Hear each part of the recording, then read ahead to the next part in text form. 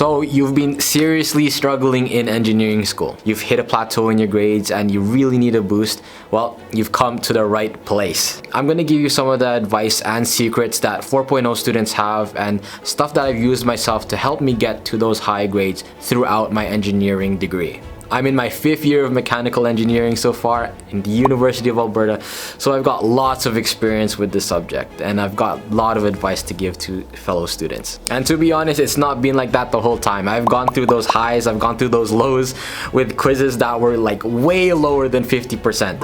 So yeah, I know how to get from those low grades to those high grades, and I'm gonna be able to show you today exactly how to make that transformation in your grades. But first, I gotta be a little honest. I didn't really want to make this video. And the reason why I didn't really want to make this video is because a lot of students seem to define themselves by their GPA. And that is not exactly how you should go about it. GPA at the end of the day, it's really just a number. Whether it's a 2 or a 4, it really doesn't define you. It doesn't define how successful you'll be in the future. So don't make that mistake early on. If you want to take it from someone, take it from me. You don't want to make that mistake. But yeah, if it's really keeping you up at night though, or you need that GPA boost maybe because a job that you're trying to get needs like a required GPA, or maybe you want to get into a grad school or like a PhD, a master's in a place that GPA really does matter.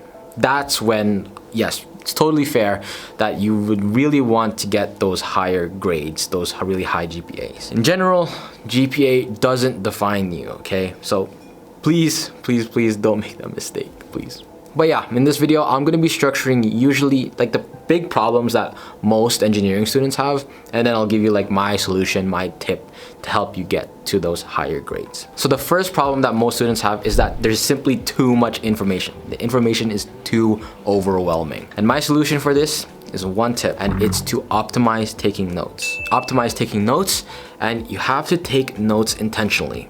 Let me explain what that means. But first of all, there is so much content in engineering. Sometimes it can feel like you're like drinking water out of a hose. Like that's how much information that you're taking on in a daily basis throughout all your lectures. You know, you got like usually 6+ courses. So like the workload, the information overload can feel like so overwhelming. But here's how you take notes intentionally though. So first, you're gonna want to print out any notes that you have, or you want to have them down electronically if you have that capability, like through OneNote, through your laptop, or maybe through something like Good Notes, I think, or Notability through your iPad. I use Notability, so just something that you can really be able to have those notes, the skeleton structure out for you to look at. The reason why I'm saying this is because if you already have the lecturer's notes beforehand, then you won't have to spend all of your time during the lecture looking at the professor and just trying to go as fast as you can writing down everything that they're writing down, right? What you want to focus on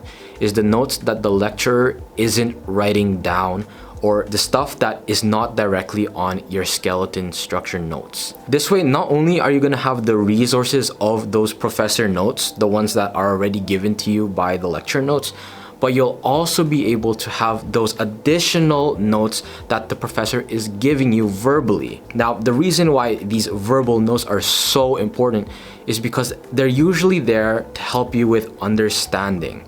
So being able to pair them together, the lecturer's written notes and the lecturer's verbal notes will help you so much in understanding, which is one of the key factors which makes students get higher grades. At the end of the day, it's understanding. Also remember, if a professor says that something is exactly on the exam, they literally say, this slide, this content will be on the exam, make sure that you write a star beside it, or just some kind of note that you can make so that when you go back to study, it's there and you can go back and you'll be like, okay, I might have to refer to this later on and I can put this down maybe in like my formula sheet or something like that. So at the end of the day, take notes intentionally. Take notes intentionally, please. But now we go from too heavy of an information overload to our next problem, which is too heavy of a workload. Oh, the workload, the engineering workload. Oh my goodness. I mean, if you're in engineering, you already know how heavy the workload is. I know it's insane. But anyways, my number one tip, my solution to having all of this work that is put upon you is one thing, and it's teamwork. You need to work in a group if you have the capability. This is for engineering especially because there's so much work that you have to do. There's so many labs, assignments, exams, final exams, midterms, whatever, quizzes. There's so much that can happen in an engineering semester that it's really not a solo mission. Engineering very much is a group project. A common misconception that most students have is that a GPA is created by one person. Even though it's assigned to that one person, it's usually the result of all of those collective people that work behind that person or around that person that help uplift that person to allow them to have such a high GPA. You'll also be able to work with others, and like the great thing about working with others is that when you're able to teach someone content, that also facilitates your learning, because being able to teach someone is really effective in actually learning the content yourself. But also just working with people, these are relationships that you're making. And these relationships are connections that you can make for future work, future employers, future, partnerships. These are relationships that you're making. Take these relationships seriously, work in a group, and really show that you know what teamwork looks like, because, never know. That relationship, that connection could go farther than you could possibly imagine. But there kind of is a limit to this, and it kind of is pointed out in my next problem. And the next problem is that concepts are hard to understand. That is just one of the facts of being in engineering. Theory can get really overwhelmingly difficult, and yeah, it can be hard. It can be hard. And the reason why this problem ties in with that limitation of that teamwork that we talked about in the previous problem is because at the end of the day, in order to have that high GPA, you yourself need to learn the concepts. You can have all these friends, all this teamwork around you, but if you don't really learn and understand the concepts, you really won't be able to translate your knowledge to get that higher GPA. But basically, if you're having trouble with understanding concepts, there are 4 main resources that I use to help me facilitate my learning. Professors, TAs, which are teaching assistants, AI in moderation, within your university's policies, and textbooks. This solution is especially if you're introverted, because sometimes it's hard to get yourself out there to make new friends. Now, this is when someone like a professor or a TA can come in.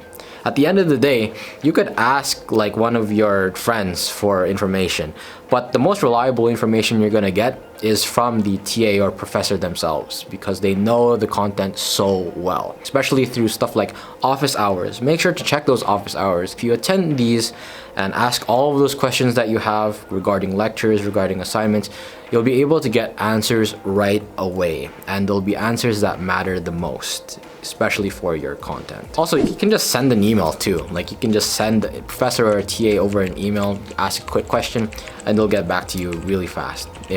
Hopefully they'll get back to you fast. All of this information, by the way, like the office hours, the emails for the TAs and the professor, they'll all be in the syllabus. So yeah, just check out your syllabus and then you should be good to go. And just to piggyback off of this, one of the really great indicators that I see that really makes 4.0 students, something that you can really tell that someone is a high GPA student, is if they ask questions during lectures. Yeah, it's almost guaranteed that if someone asks questions during lectures, they are a high GPA student. They're keeping up with the professor, keeping up with the lecture, and then they're trying to fill in any gaps that they have in their knowledge through questions that they can answer right away. Then next, obviously, AI.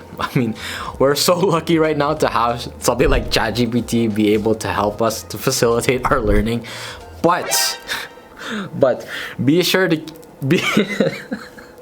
but don't break any university policies using AI, okay?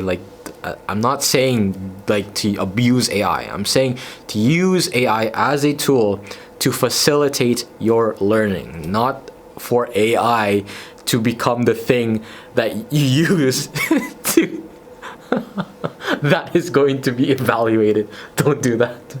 Please don't do that. But yeah, I use ChatGPT on a daily basis to help me with my learning.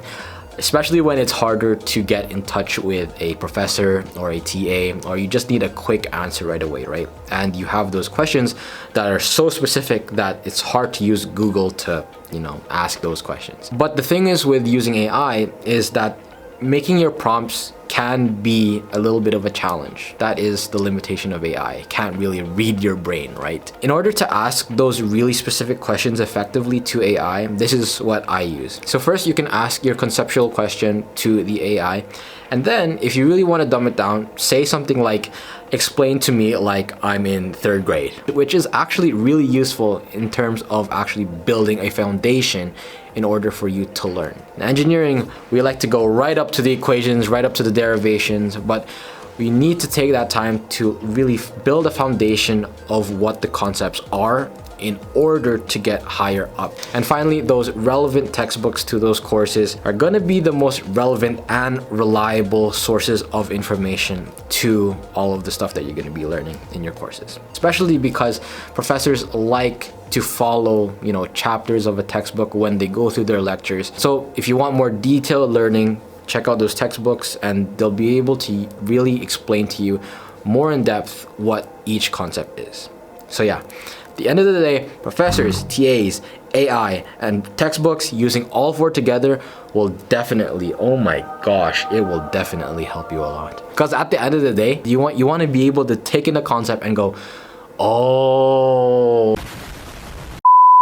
Now, sticking with the theme of getting overwhelmed, because in engineering you're gonna get overwhelmed all the time, is getting overwhelmed by assignments. Because you're going to be taking on I don't know how many assignments you take on a week, but you're going to be taking on a lot of assignments. And the solution that I have for this is to learn how to prioritize assignments. And I'm going to be showing you a way to prioritize assignments that you might not have heard about. But first of all, it's fine to prioritize assignments by date, but the problem with this is that you might be missing a key factor when you're prioritizing, and it's assignment weighting. By weighting, I mean how heavy of a grade that assignment holds. So let me explain. First, I want you to check your syllabus for all of your courses and then see how much assignments are worth, okay? Now, you might find that some assignments are worth 5%, some are worth 20%, okay? First, figure out the weighting. Next, once you have that weighting down,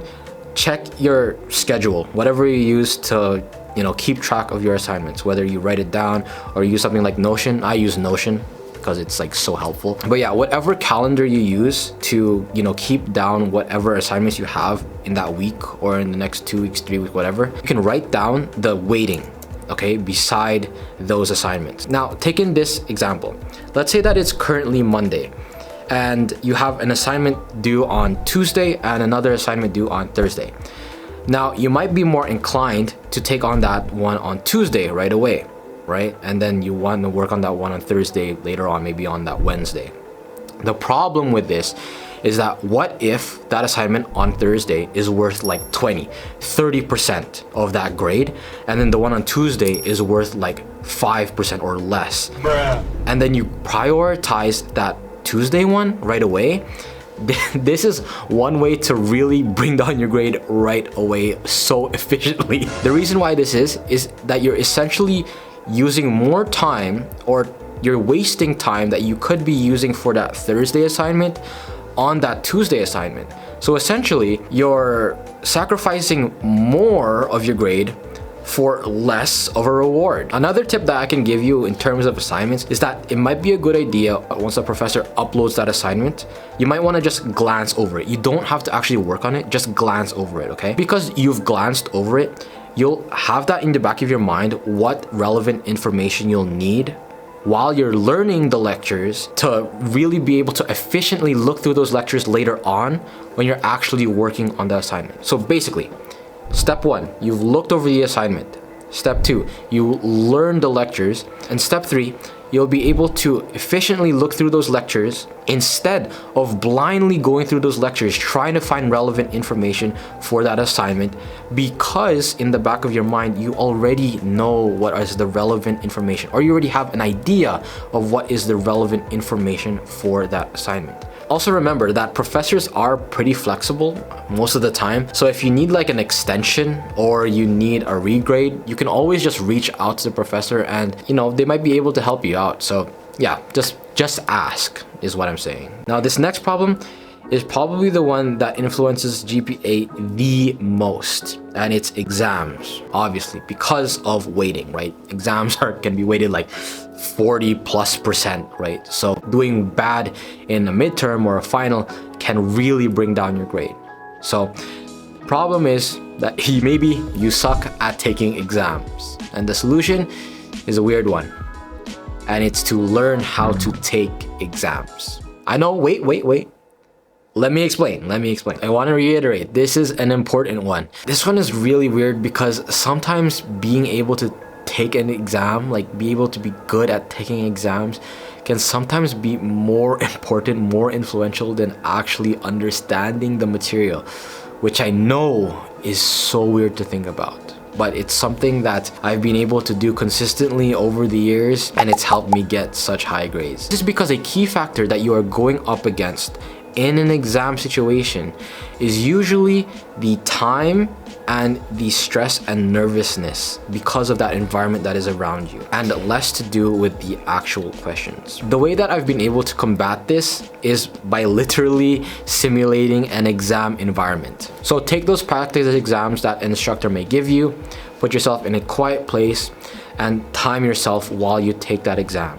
This is the best way that you can simulate an exam condition. And you also want to bring in those methods like skipping questions if you find them too hard, you get stuck on them, or skipping to questions that you might find easier. These are all techniques, all strategies that you can implement to help you score better in your exams. And the reason why this is so effective is because by putting yourself in those situations, you can get used to the stress and the time crunch. That's the number one factor that differentiates a normal assignment and an exam, and why so many students do so well on assignments but can't perform during an exam situation. The next is cheat sheets. In engineering, you're gonna be able to make a lot of cheat sheets, a lot of formula sheets, and bring them to almost all of your midterms or finals. Now, the way that I've gone about making cheat sheets throughout my entire degree is, of course, going through all of the relevant lectures, going through all the relevant seminars and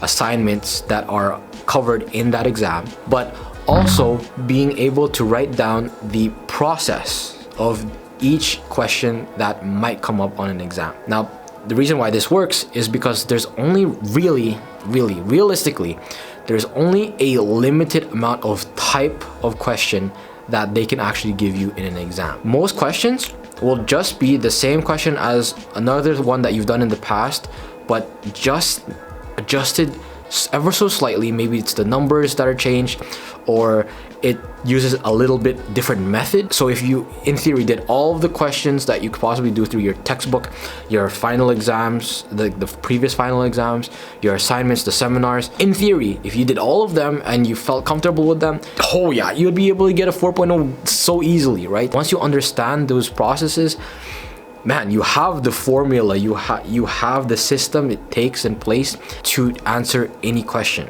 Oh, and also, when you go through these practice exams, right, take your formula sheet, and when you find like a question that you've actually never seen before, or some, I don't know, some concept that you've never heard before, make sure to write it down in your formula sheet, because the more that you're able to iterate with your formula sheet, the more that you test your formula sheet against different exams, the stronger your formula sheet becomes, because there's less holes of knowledge in this formula sheet. So when you're simulating those testing environments, be sure to do those practice exams, put yourself in quiet places, and also take your formula sheet and test your formula sheet as well. How well written is this formula sheet? You should be able to understand what's on the formula sheet front to back, whatever, like what, I don't know how many formula sheets you'll have, but you should be able to understand every word, every line in that formula sheet, because at the end of the day, the formula sheet is a reminder, not something that you should fully depend on in order for you to get a good grade.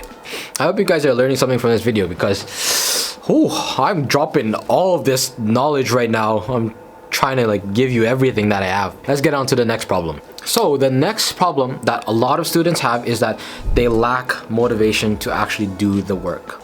Yeah, I know, like something like burnout is something that is none of us are a stranger to. None of us are a stranger to. Let me put it like this. Do you feel motivated to do something that you like, or do you just do it? Right? Do you have to feel motivated to do something that you are excited about? Probably not, right? And what I'm trying to get at here is that if you can really get excited about the applications of the theory, that's when you can really start to like work really hard. That's when you can really become a workhorse. I'm telling you, understanding how the theory applies is so powerful. Not only in facilitating your learning, but helping you get out of bed, or get up to actually do your work. So whenever you learn something new, right, maybe search up a YouTube video of it. Maybe if you're learning about like gas cycles, right, then maybe search up an engine and then learn about the engine. Stuff that maybe might not be in the course, but because you have that background, you know how it's used in real life, you'll be actually way more motivated to learn something that seems so dull and boring. Not only will you understand it more, but you also become more passionate about it. And when you're passionate about something, you don't really need the motivation to actually like go on and do it. And here's actually a silly tool that I have that helps facilitate my learning, and it's a caliper. This is something that I just bought recently. And the reason why I bought this is that I wanted to help myself understand more about like all of the dimensions that I'm working with in all these problems that I'm doing. They might be talking about pipe diameters of whatever millimeters, or they're talking about rods, or just it can seem in questions that the words that you're reading seem like so empty and there's no spice to it, right? But once you put something like this on and like you can actually be able to see it yourself, then that's when it becomes exciting. So that's how getting something like this. If you're actually interested in getting one of these, I'll leave like an affiliate link actually in the description.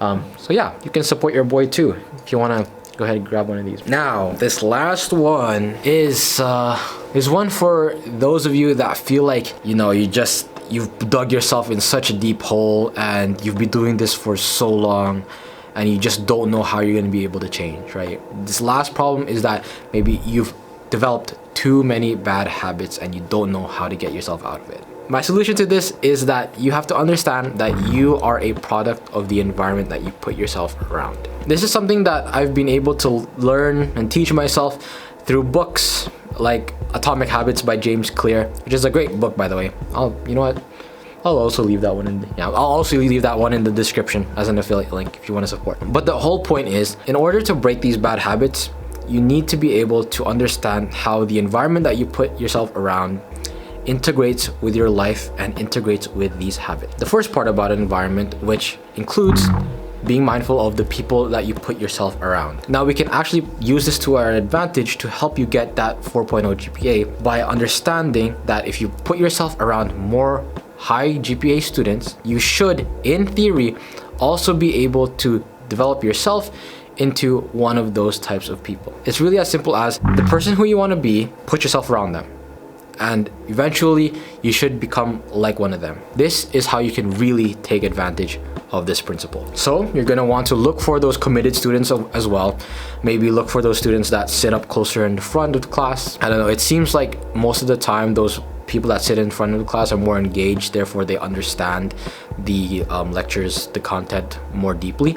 So putting yourselves around those kinds of people, or those people that are raising their hands in class, those people that are actually engaging with the lecture, these are the things that you can be looking out for in order to understand what kind of people you want to put yourself around. Next is that you also want to be mindful of the actual physical environment that you're putting yourself around. Putting yourself in a more productive environment will help you become more productive.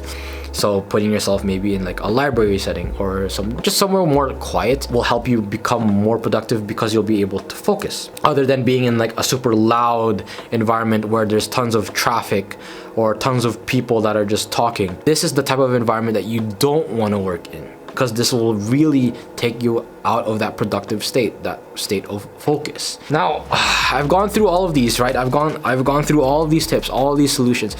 But at the end of the day, I just want to reiterate again that GPA at the end of the day is just a number. It does not define you. But what I want you to actually take away from this video is, yeah, sure, these skills will help you get a higher GPA and help you get to that 4.0 that you're looking for, but it will also help you to get to those goals that you've been, aiming for, striving for. So stuff like working in a team, breaking bad habits and creating good ones, learning how to prioritize. These are all skills that you'll be able to develop in order for you to become successful after your degree. I've taught you all of this, but at the end of the day, you need to commit to this, right? You need to commit to this lifestyle because it is a lifestyle to get to those high GPAs. It is your GPA, your GPA. So take control of it. So yeah, if you learned something in this video, be sure to hit that like, hit that subscribe. I post just content related to engineering. If you want to check out another video, this is how to become an engineer, a PEng, a professional engineer in Canada. So be sure to check that out. Thank you so much, guys, and I'll see you in the next one. Peace.